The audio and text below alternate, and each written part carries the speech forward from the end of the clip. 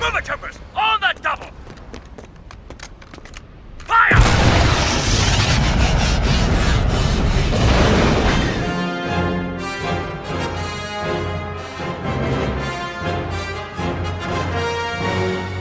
Hey guys, this is Luke from the Scoundrels Cantina, and welcome to another video.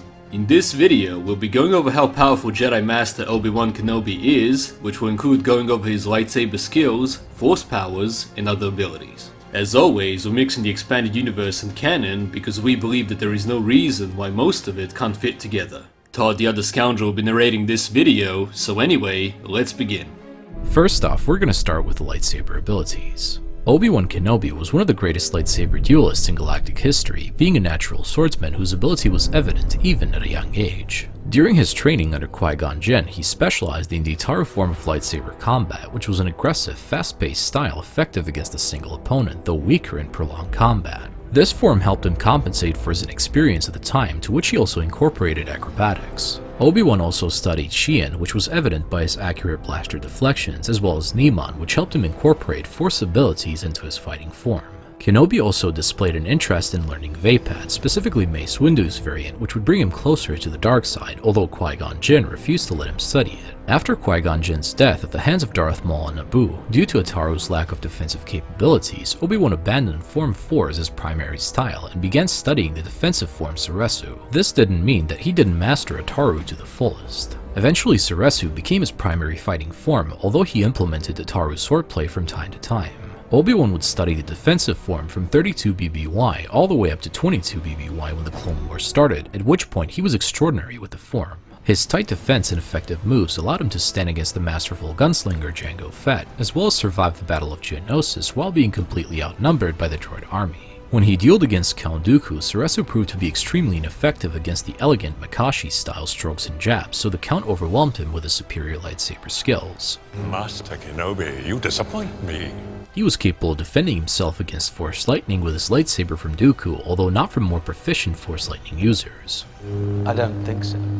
During the Clone Wars, Obi-Wan's blaster deflection skills were honed to the point that it was said that he could walk unscratched through swarms of blaster fire by single-handedly deflecting it from all sides. Obi-Wan was also capable of dual-wielding lightsaber, which was called Jarkai, which he most notably displayed when dueling Darth Maul in Savage Press. Against all odds, his mastery in lightsaber combat proved to be the brother's undoing as he held off both of the Sith, as well as in the end, cut Savage's arm off. By the end of the Clone Wars, Kenobi's study in Soresu resulted in absolute mastery, and he was not only considered a master of Soresu, but the master of Soresu, meaning that he was the greatest combatant of the defensive form in galactic history. Absolutely no one was his equal when it came to deflecting blaster bolts, as well as defending himself against multiple lightsabers at the same time. Kenobi also expressed skill in deflecting blaster bolts with 2 lightsabers when he was fighting Cad Bane on Teth. During the many encounters Obi-Wan had with General Grievous, he was almost never the one to retreat from the fight. Grievous was a skilled combatant, and even with extreme speed and 4 lightsabers, he was never capable of overpowering Kenobi's powerful defense and grew frustrated with him over the years, as the Jedi General was unbeatable. The only time Obi-Wan completely lost focus was when he was facing Darth Maul and his brother with the help of Ventress, when he reminded him of what he did to his master years ago. After foiling the plot to kidnap the Chancellor on Naboo, Count Dooku praised Kenobi as being a worthy adversary. In his final duel against General Grievous on Utapau, Obi-Wan provided one of the purest forms of Soresu, as his blade work moved just fast enough to block or evade every single attack by Grievous with his 4 lightsabers. His mastery allowed him to comfortably counter 18 of Grievous's strikes per second. Without ever losing his focus in the duel, he cut off Grievous's arms off one by one until the general once again started to retreat.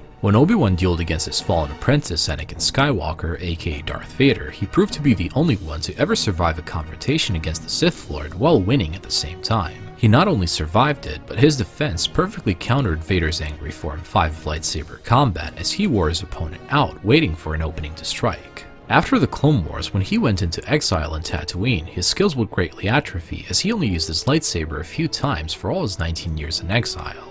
In his exile, he fought against the Jedi Purge survivor Ashard Heth, whom he defeated by using Chalmok, which was a technique of cutting off an opponent's limb.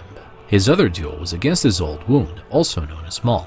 During this short fight, Kenobi lured Darth Maul into using the same move on him as he did on his master years ago, as he switched from a Soresu stance to an Ataru one. When Obi-Wan dueled on the Death Star against Darth Vader for the final time, the Dark Lord of the Sith acknowledged his skills enough that he cautiously assaulted him instead of aggressively attacking him like the last time. Due to his age and lack of practice, he recognized that he would eventually be defeated, so he decided it was time to become one with the Force. All in all, Jedi Master and Jedi High General Obi Wan Kenobi was considered as one of the greatest lightsaber duelists in galactic history, as well as the master of Soresu. Now we're gonna go over his Force powers. As a Jedi Guardian, Kenobi mostly focused in lightsaber combat, although also proved to be very powerful with the Force, so much that at one point Anakin compared his power with that of Jedi Master Mace Windu, who was considered as one of the most powerful Jedi of his era. One of his most used Force powers was the Mind Trick, as he liked to resolve matters without conflict, earning him the name the Negotiator. It was an ability he used regularly, which took him years to perfect, and so he did. Kenobi was known for using very powerful Force pushes during the Clone Wars, with which he would blast away his enemies. Sometimes he was known to focus his power before unleashing a burst of pressurized air into an explosive force of devastating effect to his opponents, which was known as Force Burst. Kenobi regularly used the Force Pull, with which he would pull his lightsaber if disarmed, as well as bring enemies to him and cut him down. Obi-Wan could also use Force Repulse to a devastating effect, which was most notably seen when he was swallowed by the bounty hunter Dirge and blew him apart from the inside. Kenobi was skilled in using Force Deflection, which was an ability with which one could deflect blaster bolts with the Force as well as any sort of projectiles. Kenobi was seen doing this while battling Dirge on Munilist. Obi-Wan was capable of using the Force to enhance his speed, during which time seemed to have been slowed down to him. This ability also enhanced his other abilities, as he was capable of doing everything faster, which ties into him deflecting countless blaster bolts with immense speed. He was also known for using Force Jump very often, which was basically the Force enhancing the ability to leap a large distance. Force Leap played a big role in the advancement of his lightsaber skills, as he often used acrobatics when dueling against an opponent. One of his more aggressive Force abilities was Force Crush, with which he could lift his opponents into the air and crush them with the Force, although as a Jedi he only used it on droids as it was considered too violent against living beings. He was skilled enough in the Force to use Tuta Minis, which was an ability capable of dissipating concentrated energy such as a blaster bolt, a lightsaber, and Force Lightning. It was one of the most useful and powerful abilities, as it could be used to either deflect or absorb any type of energy-based weapon. Bounty hunters that hunted Jedi usually used flamethrowers, as it was the most difficult to deflect, so when Obi-Wan used Tuta Minis to deflect fire from Dirge, it really shows how powerful of a Jedi he is. Obi-Wan Kenobi had a certain gift when it came to animals, as he was excellent with the ability known as either beast control or animal bonding. On many occasions, Kenobi would bond with the animal while communicating with it through the Force, after which it became a mount or a guard beast. If it was a more aggressive animal, he could only control it for a certain period of time, all the while focusing his power, as was seen on Ryloth when trying to save the clone troopers under his command. By using the Force, Old Ben was capable of mimicking the sounds of a crate dragon, as he did when he scared off the Sand People. So as you guys can see, Kenobi was a master of the Force, even though he preferred the use of his lightsaber, with which he was mostly unmatched. Also, we mustn't forget that when he became one with the Force, he became more powerful than we can possibly imagine, to an extent that is unknown to us, apart from being eternal and existing in a place outside of time itself. Now we're going to go over his other skills and abilities. Obi-Wan Kenobi was an exceptional military strategist, as well as famous for countless Republic victories, which eventually resulted in him becoming a Jedi High General. He had a highly persuasive demeanor, which earned him the moniker of the Negotiator. Yes, the Negotiator. General Kenobi, we've been waiting for you. Excuse me. His tactical skills allowed him to minimize clone trooper casualties through countless battles during the Clone Wars. He was capable of receiving quite a bit of punishment, which alongside his mastery in Soresu allowed him to exhaust most of his enemies, which was all a part of his strategy, as seen when dueling Vader on Mustafar. Kenobi was extremely skilled in hand-to-hand combat, which he incorporated into his lightsaber fighting style, such as when outclassing Pre Vizsla during their brief duel. He also showed superior fighting skills when he was undercover as Reiko Hardin, especially since he was able to defeat Anakin without a lightsaber. Now that's how good of a fighter he was. Kenobi was able to take a lot of punishment when captured and tortured, and had an extremely high pain threshold. No one could take what Obi-Wan could, and simply at once get back on his knees and fight when the time was right. Despite his dislike of flying, Kenobi was an excellent pilot, so much so as being one of the best in the Jedi Order. Blast, this is why I hate flying. As a Padawan, he had great interest in the Starfighter program, but would later, for reasons unknown, dislike flying, even though he led many attacks in his Jedi Starfighter and Jedi Interceptor. Kenobi also had considerable skill in repairing all kinds of machines and computers, most notably fixing Queen Amidala's Royal Naboo starship's hyperdrive. Unlike most Jedi, Obi-Wan was an excellent marksman who almost never missed a shot, as he demonstrated when completing the box challenge while posing as Rhaegal Hardeen. So uncivilized.